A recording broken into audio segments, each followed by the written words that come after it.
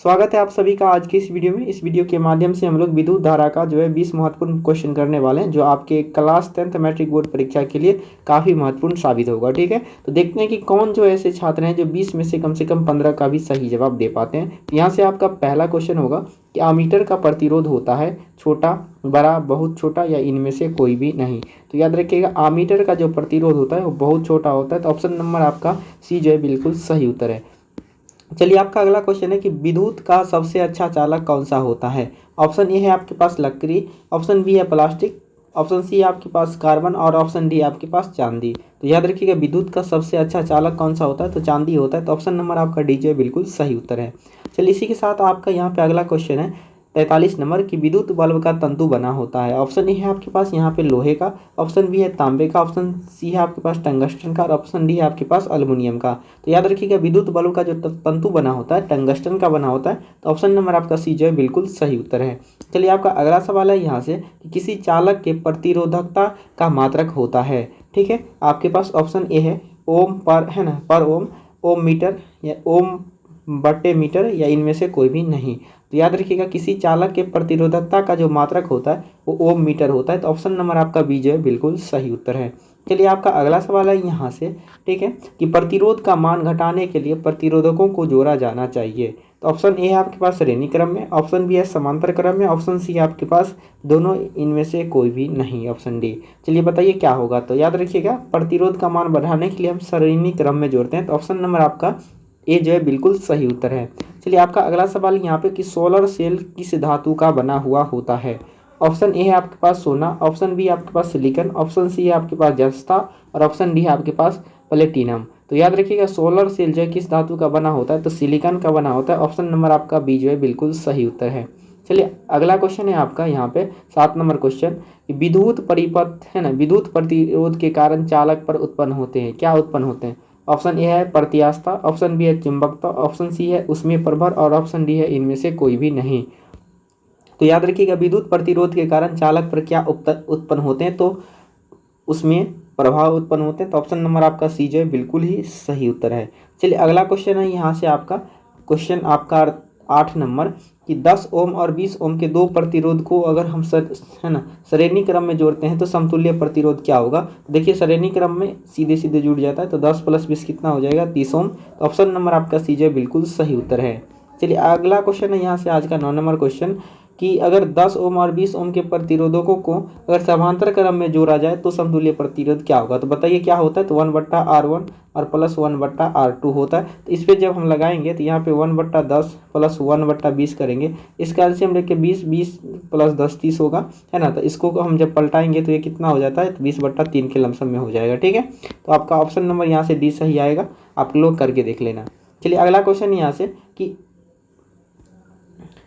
Are प्रतिरोध वाले n प्रतिरोधकों को समांतर क्रम में जोड़ने पर समतुल्य प्रतिरोध जो है वो क्या होगा। तो यहाँ पे बताओ क्या पूछा गया है, समांतर क्रम में जोड़ने पर जो समतुल्य प्रतिरोध होगा वो क्या होगा, आपसे ये पूछा है जी। ठीक है, तो बताओ इसका जो सही उत्तर है वो क्या हो जाएगा। तो यहाँ पे देखो ध्यान से ये बात ध्यान देना, यहाँ पे पूछा क्या गया है, यहाँ पे पूछा गया आपका समांतर क्रम। तो समांतर क्रम में जब जोड़ा जाएगा तो क्या हो जाएगा जी, तो R/N हो जाएगा। तो ऑप्शन नंबर आपका सी जो है बिल्कुल ही सही उत्तर है। चलिए, अगला क्वेश्चन है यहाँ से कि समांतर क्रम में संयोजित प्रतिरोधकों की संख्या घटाने के उपरांत संयोजित प्रतिरोध का कुल प्रतिरोध क्या हो जाता है। देखिए, जैसे ही समांतर क्रम का बात कर रहा है, तो समांतर क्रम में कहने का मतलब होता है कोई भी चीज़ बट्टा में जुड़ता है, और बट्टा में जुड़ने का मतलब होता है कि कोई भी चीज़ बट्टा में जितना जोड़ेंगे वो चीज़ उतना घटता है। तो यहाँ पे जब हम घटाएंगे तो इसका मान, इसका मतलब बढ़ेगा कुल वैल्यू। तो ऑप्शन नंबर आपका कौन सा जी सही हो जाएगा, है ना, घटाने के उपरांत बढ़ता है, ये जो है बिल्कुल सही उत्तर है।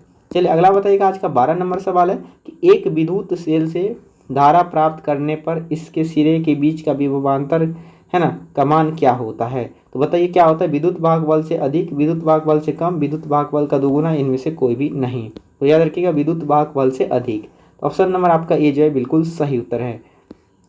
अगला क्वेश्चन है यहाँ से आपका है ना, आपका 13 नंबर क्वेश्चन है आज का, लेकिन है ना, बताइएगा कि जब एक से अधिक प्रतिरोध श्रेणी क्रम में जुड़े हुए होते हैं तब कौन सी भौतिक राशि उसमें जो है वो समान होता है। तो याद रखिएगा, जब कोई भी प्रतिरोध अगर आपका है ना श्रेणी क्रम में जुड़ा हुआ होता है उसमें जो है वो विद्युत धारा का मान समान होता है, लेकिन वोल्टेज आपका डिफरेंस होता है। क्या डिफरेंस होता है जी? वोल्टेज डिफरेंस होता है। चलिए अगला बताइएगा आप लोग कि है ना, यदि कई प्रतिरोध समांतर क्रम में हो तो उनका समतुल्य प्रतिरोध क्या होगा। देखिए समांतर क्रम में तो उसका समतुल्य प्रतिरोध क्या होगा, प्रत्येक से कम होता है, यानी ऑप्शन नंबर आपका बी जो है बिल्कुल सही उत्तर है। चलिए आप अगला बताइएगा, यहाँ से 55 नंबर सवाल है कि प्रतिरोधक के एक संयोजन में एक प्रतिरोध हटा लेने पर कुल प्रतिरोध का मान बढ़ जाता है तो यह संयोजन क्या होगा। तो एक हटा लिया यानी कम कर लिया, इसका मतलब यह समांतर क्रम में होगा। ऑप्शन नंबर आपका ए जो है बिल्कुल सही उत्तर है। चलिए अगला बताइएगा, यहाँ से 56 नंबर यानी 6 नंबर आज का सवाल है कि ऊर्जा का ऐसा मात्रक क्या होता है। तो ऊर्जा का ऐसा मात्रक जूल होता है। तो ऑप्शन नंबर आपका बी जो है बिल्कुल सही उत्तर है। चलिए अगला बताइएगा कि 1 जूल बराबर कितना कैलोरी के बराबर होता है। तो याद रखिएगा 4 है ना 0.42 कैलोरी। ऑप्शन नंबर आपका सी जो है बिल्कुल ही सही उत्तर है। चलिए नेक्स्ट आप लोग बताइएगा, अगला क्वेश्चन है यहाँ से 58 नंबर क्वेश्चन कि कार्य करने की क्षमता को हम लोग क्या कहते हैं। तो कार्य करने की क्षमता को हम लोग क्या कहते हैं जी? शक्ति कहते हैं। तो ऑप्शन नंबर आपका बी जो है बिल्कुल सही उत्तर है। चलिए अगला बताइएगा, आज का 19 नंबर सवाल, एक यूनिट ऊर्जा का मान जो है वो कितना होता है। तो याद रखिएगा 3.6 × 10⁻6 जूल के बराबर। तो ऑप्शन नंबर आपका डी जो है बिल्कुल सही हो जाएगा। ठीक है, आज का आखिरी सवाल है कि किलोवाट घंटा मात्रक होता है। तो देखिए किलोवाट घंटा पूछा है तो KWH पूछा है। ठीक है, KWH ये क्या होता है, तो ये आपका ऊर्जा का ऐसा मात्रक होता है, लेकिन किलोवाट प्रति घंटा जो है वो शक्ति का होता है, याद रखिएगा। चलिए तो आप लोग कमेंट करके जरूर बताइएगा कि 20 सवाल टोटल हमने आज कराए तो 20 में से आपने कितना सही किया। ठीक है, आप लोग जरूर कमेंट करके बताइएगा। और अगर वीडियो अच्छी लगी हो तो आप लोग चैनल को सब्सक्राइब कर सकते हैं और कंप्लीट तैयारी के लिए आप हमारे साथ जुड़ सकते हैं टेलीग्राम और व्हाट्सएप ग्रुप के माध्यम से, जहाँ पे आपको complete PDF note free of cost दिया जाता है और आपके यूट्यूब चैनल के माध्यम से कंप्लीट तैयारी कराई जाती है।